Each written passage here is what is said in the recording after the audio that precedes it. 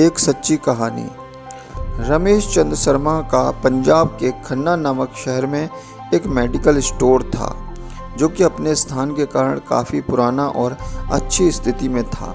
लेकिन जैसे कि कहा जाता है कि धन एक व्यक्ति के दिमाग को भ्रष्ट कर देता है, और यही बात रमेश चंद्रा जी के साथ घटित हुई। रमेश चंद्रा जी बताते हैं कि मेरा मेडिकल स्टोर बहुत अच्छी तरह से चलता था और मेरी आर्थिक स्थिति भी बहुत अच्छी थी। अपनी कमाई से मैंने ज़मीन और कुछ प्लॉट खरीदे। अपने मेडिकल स्टोर के साथ एक क्लिनिकल लेबोरेटरी भी खोल ली।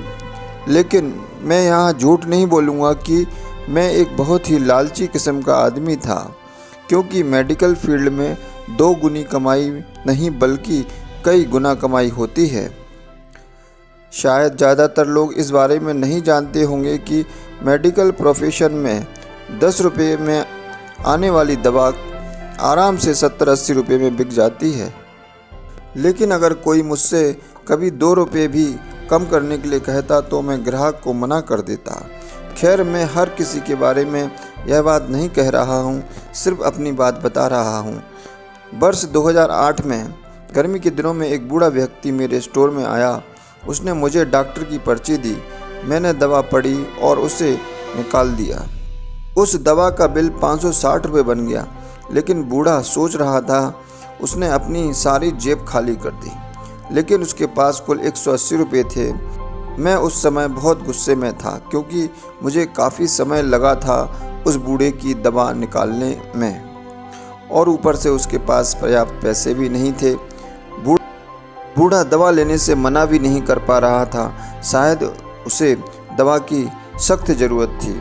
फिर उस बूढ़े व्यक्ति ने कहा, मेरी मदद करो, मेरे पास कम पैसे हैं और मेरी पत्नी बीमार है। हमारे बच्चे भी हमें पूछते नहीं हैं।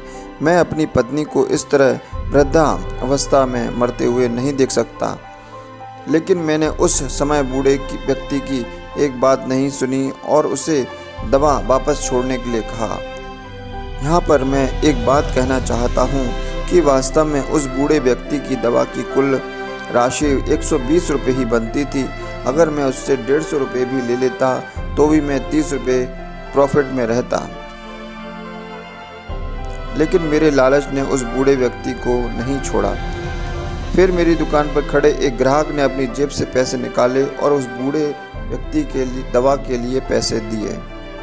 लेकिन इसका भी मुझ पर कोई असर नहीं हुआ।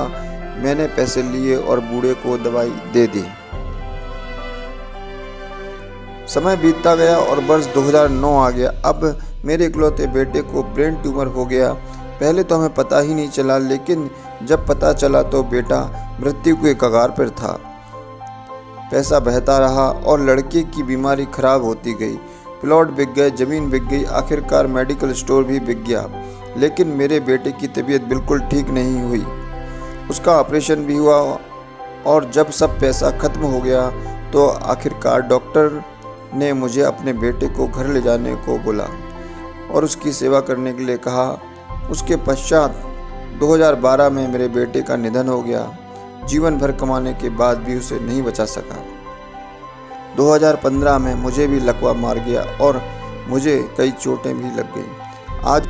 आज जब मेरी दवा आती है तो उन दवाओं पर खर्च किया गया पैसा मुझे काटता है, क्योंकि मैं उन दवाओं की वास्तविक कीमत को जानता हूँ।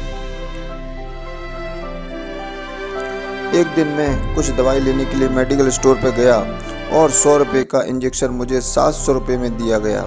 लेकिन उस समय मेरी जेब में केवल 500 रुपये ही थे और इंजेक्शन के बिना ही मुझे मेडिकल स्टोर से वापस आना पड़ा। उस समय मुझे उस बूढ़े व्यक्ति की बहुत याद आ रही थी और मैं घर चला गया। मैं लोगों से कहना चाहता हूँ कि ठीक है, हम सभी कमाने के लिए बैठे हैं, क्योंकि यहाँ हर किसी के पास एक पेट है। लेकिन वैध सही तरीके से कमाएं। गरीब लाचारों को लूट कर कमाई करना अच्छी बात नहीं, क्योंकि नरक और स्वर्ग केवल इसी धरती पर ही है और कहीं नहीं है। और आज मैं नरक भुगत रहा हूँ। पैसा हमेशा मदद नहीं करता। हमेशा ईश्वर के भय से चलो, उसका नियम अटल है, क्योंकि कई बार एक छोटा सा लालच भी हमें बहुत बड़े दुख में धकेल सकता है। धन्यवाद।